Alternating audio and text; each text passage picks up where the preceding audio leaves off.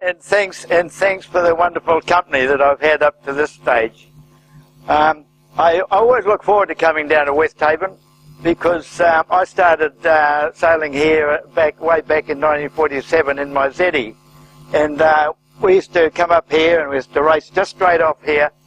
And we used to look across at Northcote Point there and used to see those beautiful big pine trees, a great massive greenery. It was such a beautiful harbour. So they stuffed it up with that iron thing that stretches from here over to Northcote Point. And that changed things a little bit. I'm a 1931 model, and if you do your calculations, you'll realise that that makes me 82 years of age this year. And like most 82-year-olds, I need my medication, and every night I have to have a stubby and a scotch, and if my wife, who is sitting down here, isn't looking, I double up on the intake. And that makes me feel a lot better. The first 10 years of my life, I lived at St Heliers Bay with my younger sister and my parents, and they were good times for us. My father was actually born in Pururi, which is halfway between Thames and Pyroar. He was born into a farming family of a couple of generations. When he had finished school, he couldn't get a job, so he went to Auckland. He worked for the New Zealand Railways and ended up as an engine driver. My mother was born to her father, who was in the gold mining industry in the Coromandels.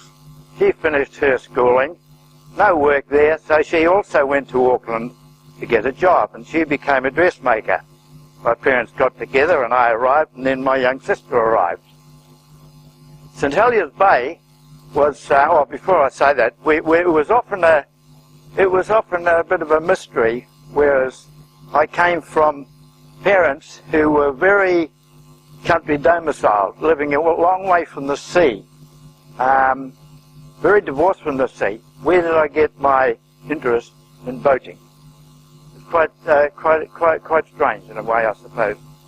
At St Heliers Bay, my father had a 10-foot dinghy, and he used to do a lot of fishing. In those days, you could go up to St Heliers Bay, and the fish were in abundance, absolute abundance. That was my introduction to the marine world in that 10-foot dinghy. I also had a model yacht, which was about that length, and I was keen on sailing that off St Heliers Bay Beach. My mother was also very keen that we participated in the beautiful St Heliers Bay Beach and the swimming and that sort of thing. They were very good days for us, and I look back with fond memories. I can still look back that far. When I was 10 years of age, Dad said, okay, he's had enough of the Auckland city. He said, and he decided to go farming. Well, we went farming. I was 10 years of age. That was in 1941. We ended up in the Hauraki Plains, on a farm in the Hauraki Plains at Ngātea. And can you imagine it? Going from the beautiful Hauraki Gulf, the Waitemata Harbour, the beautiful pristine beaches and the beautiful clear waters, to the mud and slush of the Hauraki Plains, the weed-filled drains, the loose metal roads, the filthy Piako River, and stuff like that. It took a little bit of getting used to, I can tell you, but we did it. And my interest in boats was still very, very strong. So my first venture into boat building was the tin canoe. I found a rusty old sheet of iron, tacked it up at each end to make some sort of a bow, and we navigated the big drains in the Hauraki Plains. And those drains, they weren't small. They were 2 or 3 metres across at the top and 2 or 3 metres deep. And in the winter time, with all that flood water that used to come down, there were 2 or 3 metres of water in them as well. So I used to learn how to navigate those drains, and one day my mate and I thought, well, we can do a little bit better than this. So we navigated. Our farm was about a mile from the Piako River. And so we navigated down the drain, got it over the stop bank, put it into the river, and did our thing amongst the rushes and the bulrushes and the mud and the slush and the 5-knot currents. I'm still here today, so there's a lot of luck attached to that lot. My parents found out about that, and I never had another chance to sailed my little boat on the river. My interest in boats was very, very strong. Where it came from, who knows, but it was there. And at Ngatea Primary School and Ngatea District High School, they were on the same piece of land, and in Standard 5 and Standard 6, we used to have a woodwork teacher who used to come over to our manual training centre at the school and teach us woodwork. So I did 5th form, Standard 5, Standard 6, and when I was in my first year at high school, my woodwork teacher, Percy Bilcock, recognised my interest in boats and boat building and that sort of thing, and he actually let me build a 15-foot kayak in the woodwork shop, something which was quite spectacular compared to what you would be allowed to do today. And I finished that off with his help, of course. We took it back home. Mum, being a dressmaker, managed to put the canvas around it because it was a stringed kayak, and with her help and assistance, I launched the boat. I learnt that 15-foot kayak, and we navigated the Piaka River. And those of you who are too, where are we? Who aren't too sure about what the Piaka River looks like, it's dirty, it's dirty, it's fast flowing, wind against tide, it's very, very rough. And from our place at the bottom of Hope Eye Road was about 3 to 4 miles to Ngatea. And many was the time I used to go sail up with the tide because it was very tidal, and show off my wares up at the Ngatea village and come back again. They were good days, and I learnt a lot from that. In my second year at high school, my parents and my woodwork teacher suggested that I advance my boating and boat building and build a P class. And that P class, I was allowed to do the frames at the high school, but I wasn't allowed to set it up. And I built the P class on the left-hand side of our cowshed. And that's how that happened. That P class was launched towards the end of my second year at high school, and I suppose it was the first recreational yacht that has applied along the Piaka River ever, I suppose. I know the cows used to run along the stop bank, and when I used to sail up there, they'd put their tails up in the air, crap all over the place, and run up and down the stop bank. It's a marvellous thing going up the river, you know. My dad recognised my interest, my very strong interest in the marine world, but he said to me, he said, "You've got to be a farmer." He said, "There's a lot more future in the farming," and we had these discussions, and I said, "Well, there's no way." I said, "I've just got to do what I have to do." So one day, this was I just turned 15 years of age, and one day he said, "Next week," he said, "we're going to Auckland." He said, "I'm going to take you up to Auckland, and we're going to see if we can get you a boat building apprenticeship." I said, "Wacko, that'll suit me." Okay, that following week, we milked the cows early. We had the usual farmer's breakfast, which was always huge and abundant. We hopped in the 1936 Murray 8. We roared up to Auckland. We did at least 40 miles an hour up towards it in those days, which was pretty good. Loose metal road, part of it was loose metal, part of it tar seals and whatever. The Pocono deviation, you all know what that's like. We got to the top of it, and we had our usual relief in the bushes alongside, which was normal in those days, and lifted the bonnet of the Murray 8 and let all the steam depart from the engine, topped up the radiator with water, which was normal, because in those days we hit the bottom of the deviation in third gear. You'd chop down to second, you'd chop down to first, and maybe get up to second. Take about 20 minutes to get to the top of the deviation. And I mentioned double declutching. How many of you here know what a double declutching is? Oh, you are showing your age, aren't you? Anyway, that was fine. We roared into Auckland, and we ended up in Finchels, in Beaumont Street, over here. And in those days, Beaumont Street was a hub of the boat building industry. At the southern end of Beaumont Street was Shipbuilders Limited. At the northern end was Percy Voss. And in between there were about 12 boat building yards. And all of those yards had slipways running into the West Haven Boat Harbour here. In those days, the breakwaters were built along here, and there were no marinas, of course, and there might have been 50 boats in here on swing moorings. And that's what it was like. Fishing boats used to be anchored over there and all that sort of thing. So Dad stopped outside Shipbuilders Limited, and he said, good luck, boy. He said, I'll see you at Percy Boss End in about 3 hours' time. And off he sped. And I was a 15-year-old kid. I'd only just turned 15, and that's how it was in those days, you know. When you were going to start work, you were treated as somebody who had been around for 20 or 30 years. But anyway, I visited all those boatyards. Dad picked me up at near the Percy Voss yard early in the afternoon, and we sped off back towards our farm at Nartia. I remember getting to the top of the deviation and I was looking out across the Waikato there, and I was thoroughly pissed off because I thought, well, couldn't get a job. It looks as though I'm going to be a farmer for the rest of my life, pulling tits. And so that was it. And I really thought, okay, that's it. I had no show of being employed as a boat builder with all the yards. I visited every yard in Beaumont Street. Got back home, and towards the end, I launched my P class, which I'd been building that year, and I sailed it up and down the river, and very disappointed with the outcome of my visit to Auckland. There was no, I thought that was it, you know, and Christmas holidays came along, and I enrolled for my third year at Nartia District High School, which was in fact the first year of school certificate. And I enrolled there, and I thought, okay, I'll do another year at high school. I'll do my fifth form year at high school, and then decide what I'm going to do. January or February, we used to get the Herald down there, and there was an advertisement.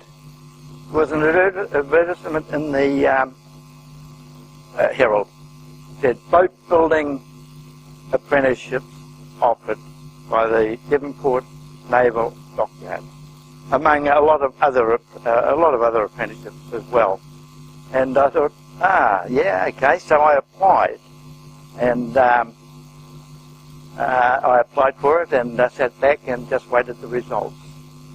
Now at this stage, I was just looking at a photograph which Bev showed up there, which I must tell you about. That's the old when I was at high school. I did have other interests beside boats and milking cows and that sort of thing. I was a keen rugby player, and that photograph there is a photograph of our first 15 team, and it would have been a rep team, the Hauraki Plains, and I was proud of my rugby exploits and whatever, and now I enjoyed it. One day I said to my coach, who was also our teacher, I said, you know, how can I further my rugby? You know, I could be a Hauraki Plains rep, adult rep, maybe All Blacks, you know. I was really enthusiastic. First to kick the football around in the paddocks and that sort of thing. My coach looked at me and he said, you're too bloody short and you haven't got sex appeal. So just forget about being a rugby All Black, because you'll never make it. I just had to include that because that's how they treated me in those days, you know. Well, that's me, middle row on the left-hand side. I've changed a bit, I know. You don't have to tell me. And okay, so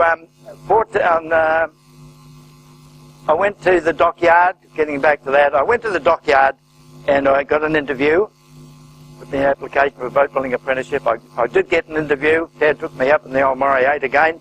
Had an interview, and I sat back, and I didn't think I had a show in hell actually of getting an apprenticeship. On the 14th of March 1947, I had my first day as an apprentice at the Naval Dockyard at Devonport, and I was so delighted. It was just wonderful for me. And I had good board at Oreki, and I was on my way, 5-year apprenticeship. That photograph you see there is the boat building, the boat shop, which was pulled down about 2 years ago, I think, over here, Sandy Bay. And that is the main slipway you see leading up in there. There was another slipway to the left of it, And there's a little keel yacht sitting on there, which was a war reparation thing from Germany after the war that came out, and it was actually given to the Navy. On that slipway, that would slip fair miles, boats of that size, and in that workshop we could get 4 fair miles, all under cover, and they were worked on all under cover with the best of machinery and best of facilities and whatever. At the far end of that workshop was a set of woodworking machinery of the highest quality, and above that on the first floor was the new boat building workshops, and in that boat building workshops was also equipped with the best woodworking machinery imaginable. We used to build whalers, 27-foot whalers, 32-foot cutters, 14-footers, clinker boats, and plywood was just starting to be used as well. And that was really the training situation that I had for 5 years. That workshop was built middle of the war, about 1942, to service the Navy boats which were combating the Japanese invasion at that time, which was threatening Australia and New Zealand. It was a brilliant place to serve an apprenticeship, and also the tradesmen we had there and staff, they were all recruited from industry just before the war, and they're top quality, and I think we learned a trade very well.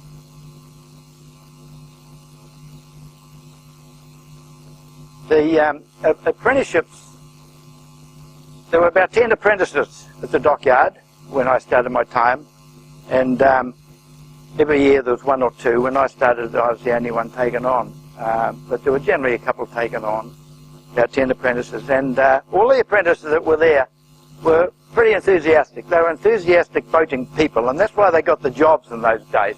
It wasn't to get a trade because a trade was a thing to do. It would carry you on through life and that sort of thing, which was an attitude, very much an attitude. But to get a boat building apprenticeship was fairly special, and the people had to be very interested in boating to acquire a boat building apprenticeship. You had to display that your interest was very, very strong. And unfortunately, I had that background with what I'd done on the farm, building my little boats and whatever.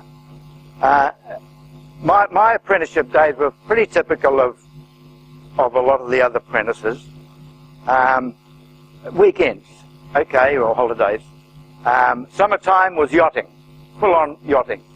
Sometimes cruising, but mainly yacht racing. And that would happen right through. The winter times were built in building our boats, maintaining our boats and whatever. And the enthusiasm was very, very strong. I built the first year I was an apprentice, I built a Zeddy, and that's Z49 there. The second year of my apprenticeship, I started a 22-foot keel yacht, and the third year I built a 12-foot National 12. We just go back to back one again.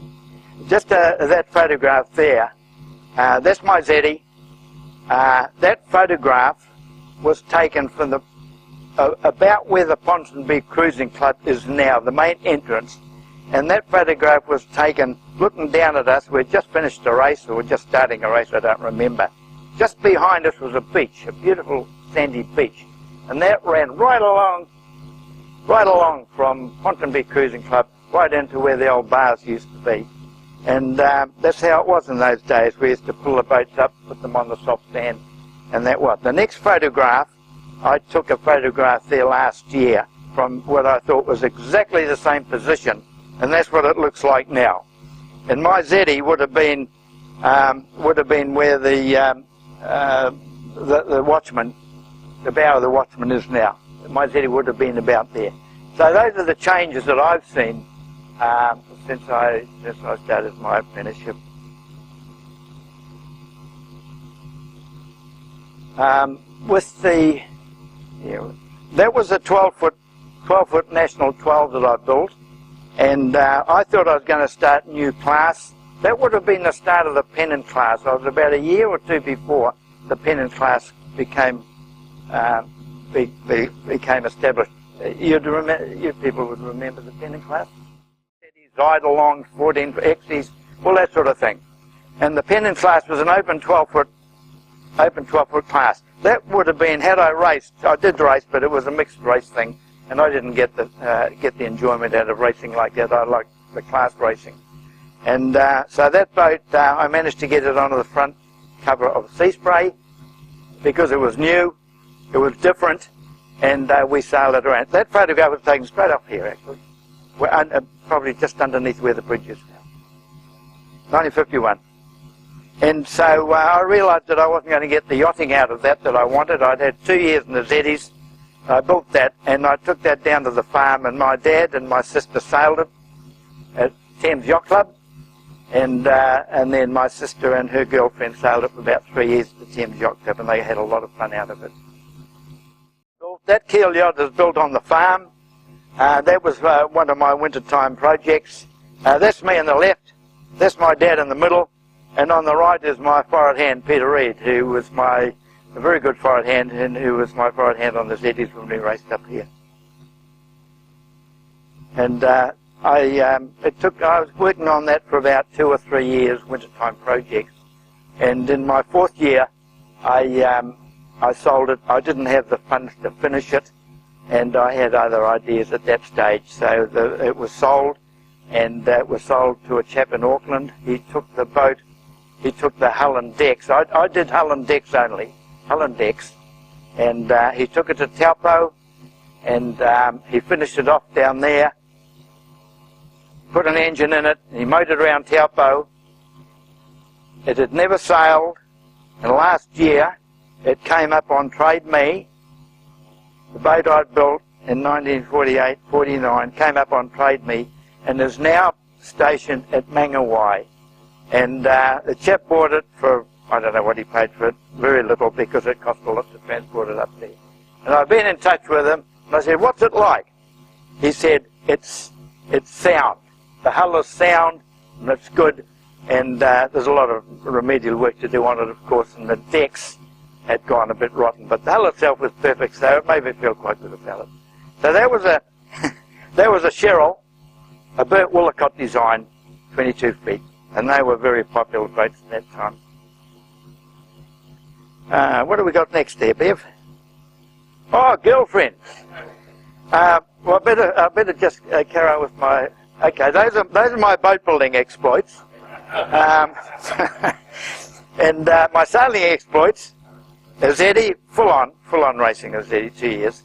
Then I fiddled around with a little 12-footer, but didn't do much racing. But during that year, I sailed on idler-longs and 14-footers. It would have been about the 3rd year, I was full-on racing mullet boats. That was racing them. Varmarie was the boat I raced on, and with Noel Mitchell and his team. And I had a lot of fun, learned a lot of things. Wasn't all yachting. And my 5th year as an apprentice, I raced on a racing 18. It was a skimmer, and a Flying Squadron 18, and I was the main sheet hand on that. So those were my sort of my basic boating and yachting exploits during my apprenticeship. And girlfriends, okay. Didn't have much luck with girlfriends. We were pretty busy anyway, and I sort of tried to analyse this one time. I said, okay, apprentices, they didn't have any money anyway to spend on girls. Didn't have a motor car. I couldn't dance at all. I was hopeless on the dance floor. So there were 3 things against me. And I did latch onto a nice lass one time. And she came back and she said, well, my dad said, he said, you know, there's no future in boat builders. She said, there's no yachties. Yeah, it's a strange sort of a sport. And that you have also sailed on mullet boats. And he said, my dad says, all they do is swear and drink, and there's no future in getting tied up with anybody like that. So that was the limit of my girlfriend experience when I was an apprentice. What? That's right. So there we go. Well, I did have 1 or 2 other little.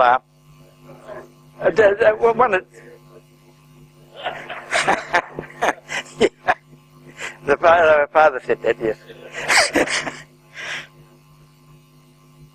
Well, I don't want to talk about that. Yes, yes. We did have other interests. It wasn't all boating. And all of us at the dockyard, one day we thought Christmas holidays, we had a couple of old Air Force rubber dinghies. They were Navy or Air Force, I don't remember what they were now. And there's four of us. I'm on the stern there, steering it, because at that stage I was the oldest apprentice, so I had the tiller. And that was going down the Rangitaki River, which runs out past Teko. And in those days, it would have been 1950 probably when we did that. And there was 8 of us, there were 2 rubber dinghies, and we'd let one rubber dinghy go through while the other photographed, and then we'd let the others come through and so on. No, stupid. It was I don't know if any of you know that river, but when we went down it, there was a 50-foot waterfall that we didn't know was there. We didn't know. We weren't aware of the river. We were on the wrong river. We didn't know. Somebody said we'd go down to Mirapara or somewhere. And we were about 4 days doing that trip, and it was highly experienced. And I had a camera with me, and I took photographs, and took about 20 photographs. Those photographs went in the weekly news, which some of you will remember the weekly news, what we used to have. It was front page, and there was a whole centre page of all the photographs I took. And I remember I got £18, which was about 4 times my normal salary for selling the photographs. And they went to America as well. It was quite a spectacular trip, actually, but since then I think there's been dams put in the river and all that sort of thing. But we were lucky. We were probably lucky to survive. The other thing I did a little bit about was skiing. And in my 5th year, that's why I sold the boat, I think. I thought, I've got to get a motor car, I've got to learn how to dance, I've got to pick up these girls somehow. And so I bought a Ford 8. That's my 1938 Ford 8, and that was taken at Ruapehu. And we didn't have much money, but the way we used to do it, we'd finish work on a Friday night over there, hop in the car, 3 of us, generally 3 of us, and go down. And our accommodation was the National Park railway station. Because in those days, the railway station always had a big, huge fire going all night long, all day long in the winter time, and there were nice seats all around, nobody else there except us. And that was our accommodation, you know. We just stopped there, go up the mountain the next day, come back, sleep in the railway station, up the mountain the next day, and then go home. And that's how it was. Nobody worried us. I came out of my apprenticeship, and I felt, I enjoyed my apprenticeship. I felt as though I'd learned a lot. Hopefully I'd grown up. And made a lot of good mates, very good mates, and involved with yachting and everything. And I really achieved what I wanted to do by the time I was 20, 21. The day I came out of my apprenticeship, I resigned. I wanted to do other things, and then my mind was just have a look around and see what else was going on in the world. Because my life had been pretty restricted. It had been pretty confined to the boats and the sea. And my first job was on the Piaka River, down near home. I went home for about 2 or 3 months and lived at home and worked on this bridge building in the Piaka River at Piparoa. And it was working in the mud and the slush and pouring concrete piles in the mud and the slush, wheeling barrowfuls of concrete and all that sort of thing, which is quite different to caulking a hull or fitting a plank or that sort of thing. But it was an experience for me because I could see what the other side of it, what was happening in the rest of the world. I left there, I was there about 8 weeks, I think, and then I drove to Wellington and I worked on a construction site there, big concrete construction site, 2 or 3 stories, and learned how to put shutters up and that sort of thing, and learned a bit about building. I sold my vehicle there because I thought I'll go to the South Island, and that was a big sea trip in those days. Caught the ferry to Christchurch, couldn't get a job. Caught the train to Dunedin, couldn't get a job. And ended up in the Roxburgh Hydro, on the dam, the Roxburgh Hydro. And I was there about 8 weeks. Middle of winter, imagine it. And you see the sun about an hour a day when it went past the 2 cliff tops up the top. And we were working in the spillway channel there, and had the works camp, and it was that sort of a job. 7 days a week. 24 hours a day work, well, there were 3 ships a day, and that sort of thing. A good experience. It was very cosmopolitan. Half the staff there were speaking a different language. It was the big immigration. Well, people used to come in and do that sort of work, and they pulled them in from Europe and all those areas at that time. It was interesting. And they used to put the toilets out over the river, because remember, the river's flowing fast, middle of winter, hardly any sun, freezing cold. The toilets were put out over the river. And there were about 8 or 10 toilets in a row, and they had holes cut in this great big timber thing.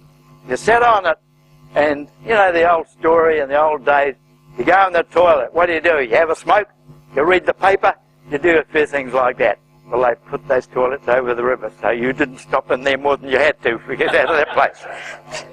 Oh, yeah. And that was Roxburgh, Idaho, and that was an experience.